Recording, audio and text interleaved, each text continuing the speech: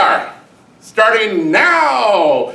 Good morning, afternoon, evening, wee hours of the morning, whenever they put this up online and you decide to watch it. My name is Master Payne, purveyor of japes, cheap tricks, minor amazements, and I am here to regale you one and all with wondrous feats of ledger de Payne.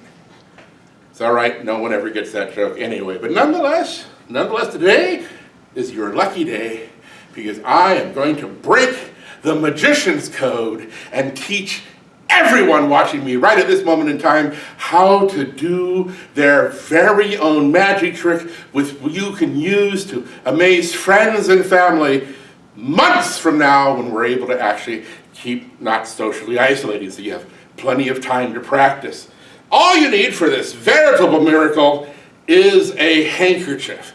Now, it doesn't have to be as fancy as this handkerchief. This is a silk handkerchief. You can use a regular old cotton handkerchief like I used to have on me at all times when I was a child, but those days are long gone. Or you can use a bandana, not to be confused with banana. Don't use a banana. Not going to come out well.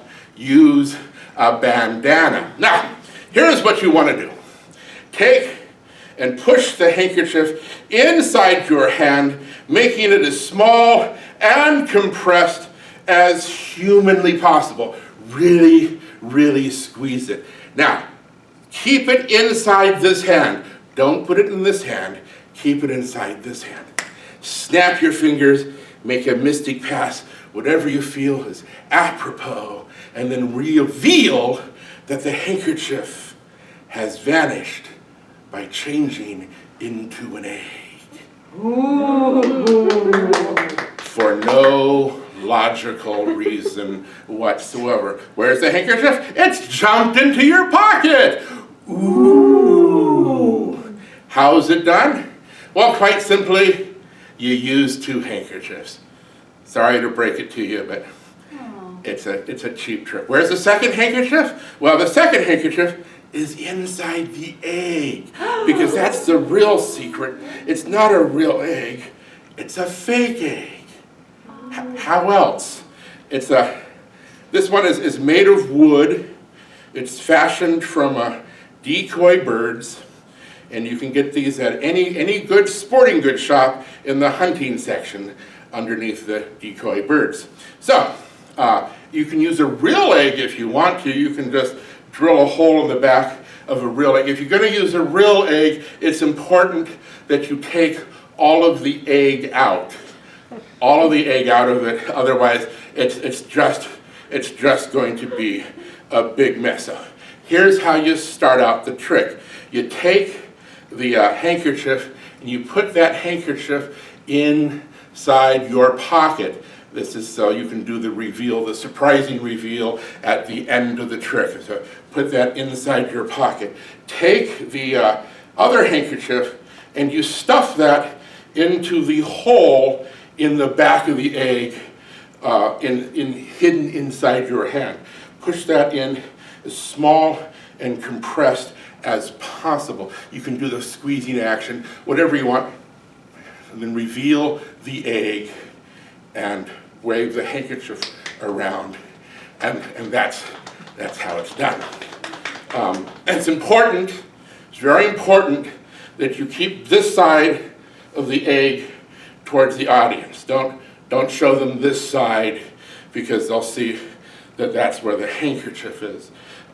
If you do mess up and show the dot, show the handkerchief, what you can do is you can actually, if I had fingernails, peel that dot off of the egg, just like that.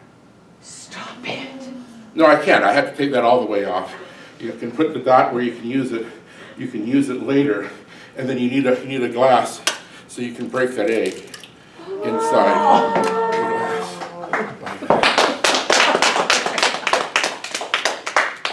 Save that for later.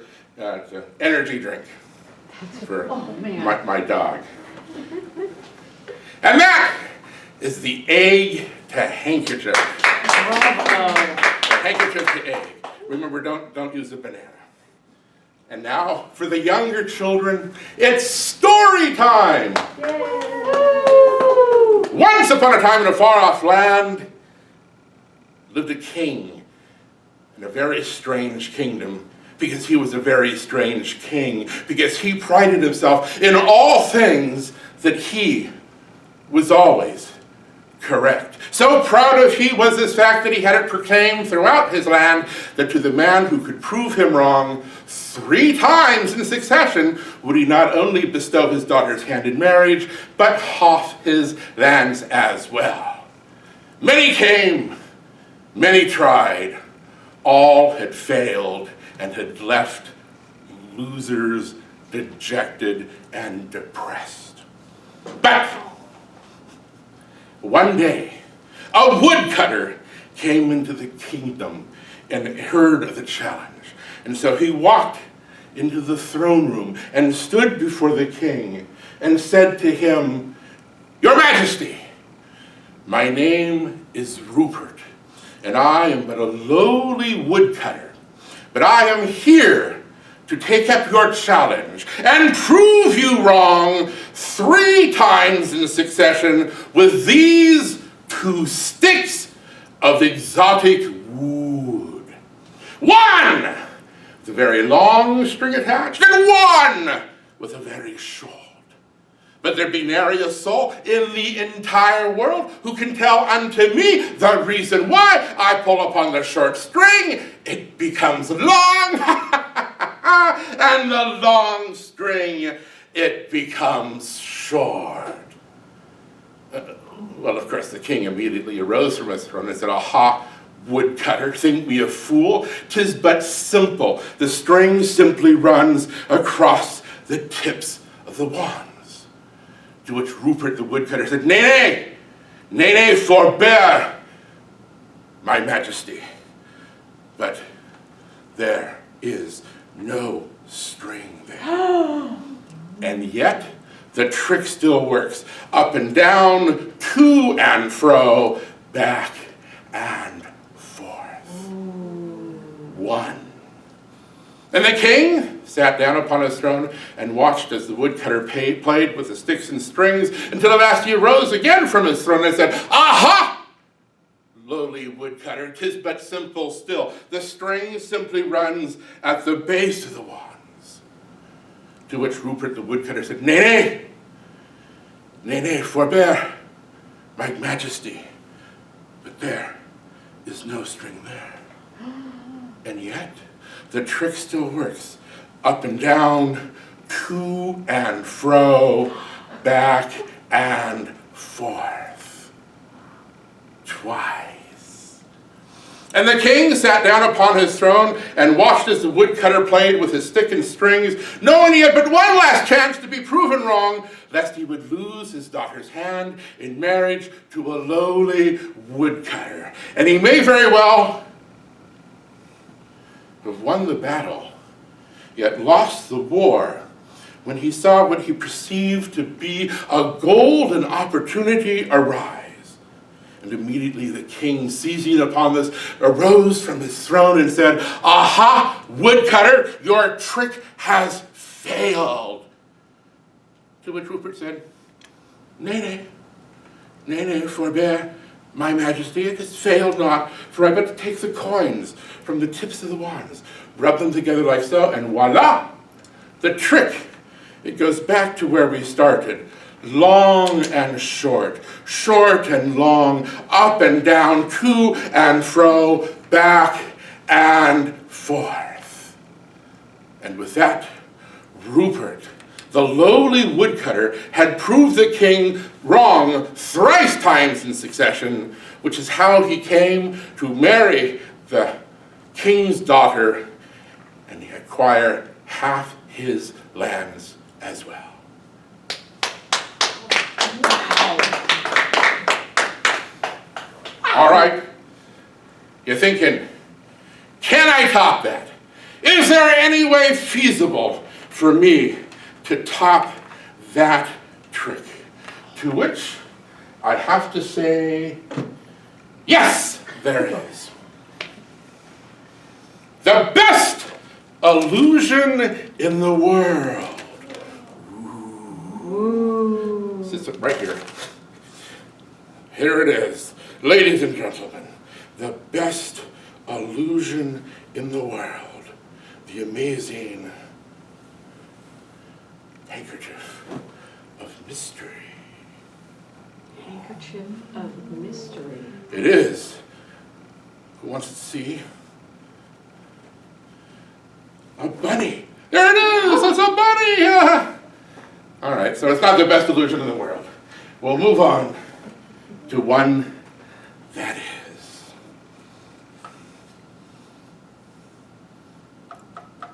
This is my most valued and treasured of all possessions. And when you cast your eyes upon what is inside this lowly box, you will covet it for your very selves. But remember at all times, it's mine, I'm on TV, and you can't get this. So prepare yourselves. Make sure you're sitting down. You're sitting down because when you see this, you're just going to be bowled over. Are you ready? Yes. To see this?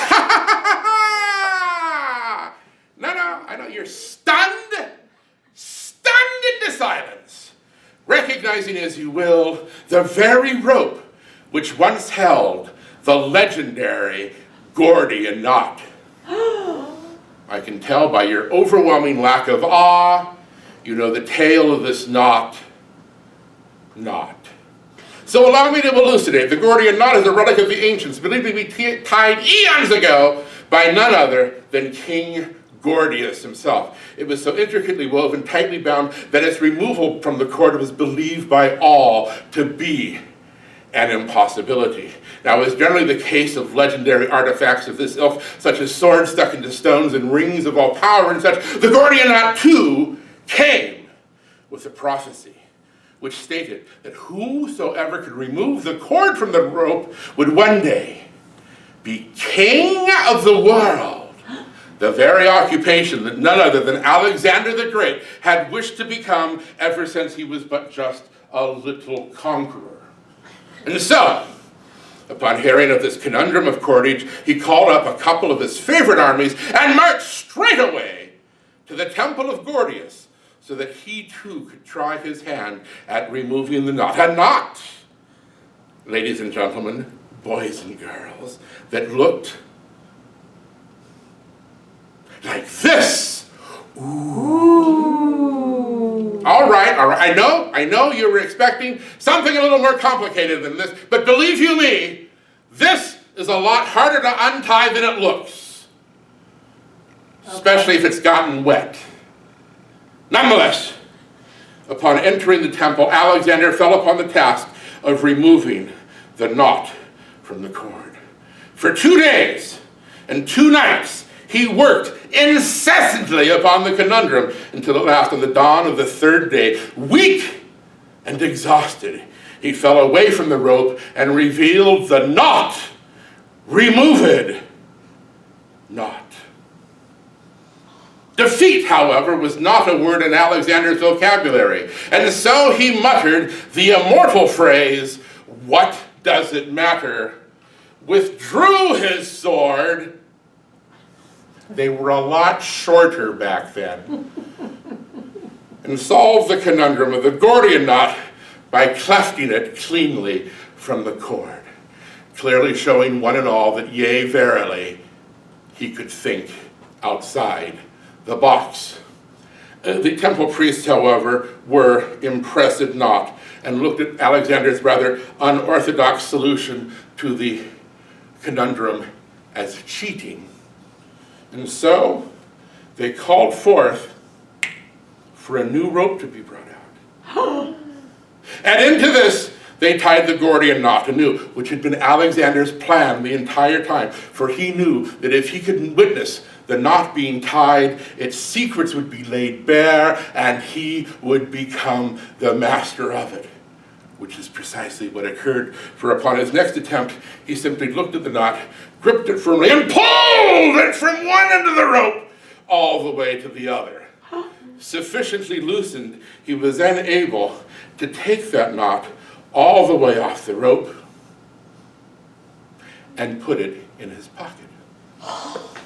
Well, the temple priests were stupid not. Realizing instantly the error of their ways, they had Alexander removed to the antechamber whilst they tied Gordian knot. The second, a knot doubly as diabolical and triply as tight. For they had 80 acolytes upon this end of the cord pole, and 80 acolytes upon this end of the cord pole, until the knot was so tightly bound that no one, not even Hercules himself, could have drawn the knot any tighter. And then, being the rather vindictive temple priests that they were, they told Alexander he could employ not the ends of the rope in the knot's removal. Undaunted, Alexander walked up to the knot, studied it for a moment, and then simply pulled it off and put it in his pocket. Well, oh, thank you, Mom. Now, the temple priests were amused not. They realized that they would be priests of the temple not had they known not to be the priests of the temple not of, or something like that.